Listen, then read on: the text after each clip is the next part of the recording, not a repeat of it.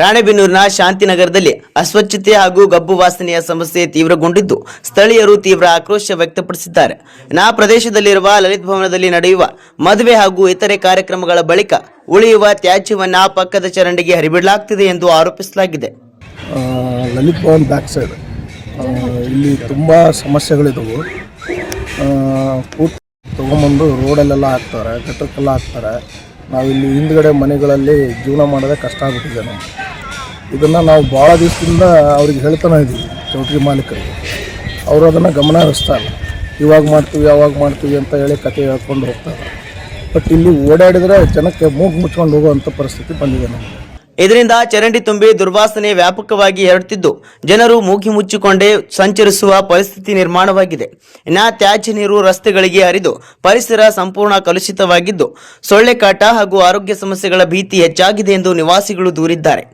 ಲಲಿತ್ ಭವನ್ ಮಾಲೀಕರಿಗೆ ಹಲವು ಬಾರಿ ಮನವಿ ಮಾಡಿದ್ರೂ ಕೂಡ ಯಾವುದೇ ಸ್ಪಂದನೆ ದೊರೆತಿಲ್ಲ ಎಂದು ಸ್ಥಳೀಯರು ಆರೋಪಿಸಿದ್ದು, ಕಾರ್ಯಕ್ರಮ ಬಳಿಕ ಸ್ವಚ್ಛತೆ ಪಾಲನೆ ಮಾಡದೆ ನಿರ್ಲಕ್ಷ್ಯ ತೋರಲಾಗುತ್ತಿದೆ ಎಂಬ ಆಕ್ರೋಶ ವ್ಯಕ್ತವಾಗಿದೆ. ನಗರಸಭೆ ಅಧಿಕಾರಿಗಳಿಗೆ ಹಲವು ಬಾರಿ ದೂರು ನೀಡಿದ್ರೂ ಕೂಡ ಇದುವರೆಗೆ ಯಾವುದೇ ಕ್ರಮ ಕೈಗೊಳ್ಳದಿರುವುದು ಸಾರ್ವಜನಿಕರ ಅಸಮಾಧಾನಕ್ಕೆ ಕಾರಣವಾಗಿದೆ. ಕೂಡಲೇ ತುಂಬಿಕೊಂಡಿರುವ ಚರಂಡಿಯನ್ನ ಸ್ವಚ್ಛಗೊಳಿಸಿ ಸಾರ್ವಜನಿಕರಿಗೆ ತೊಂದರೆ ಉಂಟು ಮಾಡುತ್ತಿರುವ ಲಲಿತ್ ಭವನದ ವಿರುದ್ಧ ಕಠಿಣ ಕ್ರಮ ಜರುಗಿಸಬೇಕೆಂದು ಶಾಂತಿನಗರದ ನಿವಾಸಿಗಳು ಆಗ್ರಹಿಸಿದ್ದಾರೆ. Bureau report, news pulse, Ranebennur. Santosh S Bennur ಅಂತೇಳಿ ಲಲಿತ್ ಭವನ್ ಬ್ಯಾಕ್ ಸೈಡ್ ಇಲ್ಲಿ ತುಂಬ ಸಮಸ್ಯೆಗಳಿದ್ದವು.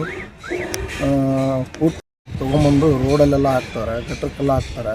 ನಾವಿಲ್ಲಿ ಹಿಂದ್ಗಡೆ ಮನೆಗಳಲ್ಲಿ ಜೀವನ ಮಾಡೋದೇ ಕಷ್ಟ ಆಗ್ಬಿಟ್ಟಿದೆ. ಇದನ್ನು ನಾವು ಭಾಳ ದಿವಸದಿಂದ ಅವ್ರಿಗೆ ಹೇಳ್ತಾನೆ ಇದ್ದೀವಿ, ಚೌಟ್ರಿ ಮಾಲೀಕರಿಗೆ.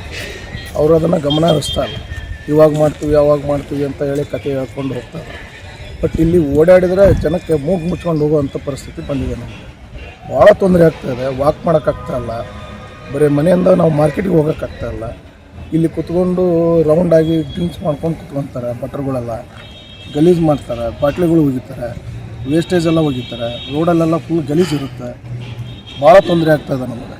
ಇದನ್ನು ಸಂಬಂಧಪಟ್ಟ ಅಧಿಕಾರಿಗಳು ನಮಗೆ ಬಂದು ಬೇಗ ಅದನ್ನು ಸರಿಪಡಿಸ್ಬೇಕಂತ ನಮ್ಮಲ್ಲಿ ವಿನಂತಿ ಮಾಡ್ಕೊಡ್ತೀನಿ. ಭಾಳ ತೊಂದರೆ ಆಗ್ತಾಯಿದೆ. ನೀವು ಹೇಳಿದಾಗ ಚೌಟ್ರಿ ಮಾಲೀಕರಿಗೆ ಗಮನ ತಂದಿದ್ದೀವಿ. ನಾವು ಅವ್ರ ಹಾಸ್ಪಿಟ್ಲಿಗೆ ಹೋಗಿ ನಾವು ಅವ್ರ ಹತ್ರ ಕುತ್ಕೊಂಡು ಮಾತುಕತೆ ಮಾಡಿ ಎಲ್ಲ ಮಾಡಿ ಬಂದಿದ್ದೀವಿ. ನಾವು ಹೋಗಿ ಹೇಳಿದರೆ ಇವಾಗ ಮಾಡ್ತೀವಿ ಅವಾಗ ಮಾಡ್ತೀವಿ ಅಂತ ಹೇಳಿದರೆ 2 ವರ್ಷದಿಂದ ಏನೂ ಮಾಡ್ತಾನೆ ಇಲ್ಲ. ಊಟ ಮಾಡೋದು ಕಷ್ಟ ಆಗ್ತದೆ ನಮಗೆ ಇಲ್ಲಿ ಮನೇಲಿ ಕುತ್ಕೊಂಡು.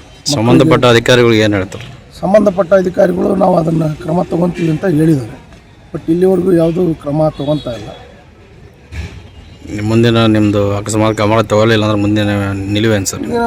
ನಾವು ನಗರಸಭೆಗೆ ಮುತ್ತಿಗೆ ಹಾಕ್ಬೇಕಂತ ಮಾಡಿದ್ದೀವಿ. ಎಲ್ಲ ಇಲ್ಲಿರ್ತಕ್ಕಂಥ ಹೆಣ್ಮಕ್ಳು ಗಂಡ್ಮಕ್ಳು ಎಲ್ಲ ಸೇರಿ ನಮಗೆ ತೊಂದರೆ ಆಗ್ತಾಯಿದೆ. ಬಟ್ ನಗರಸಭೆಗೆ ಮುತ್ತಿಗೆ ಹಾಕ್ಬೇಕಂತ ಪ್ಲಾನ್ ಮಾಡ್ತಾರೆ.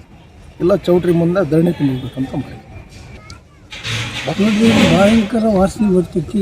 ಅಷ್ಟರಿಂದ ಎಲ್ಲ ಕೆಟ್ಟ ನೀರು ಬಿಡ್ತಾರೆ. ಅದೊಂದು ಸ್ವಲ್ಪ ನೀವೇನು ಸರಿ ಮಾಡಿರಿ.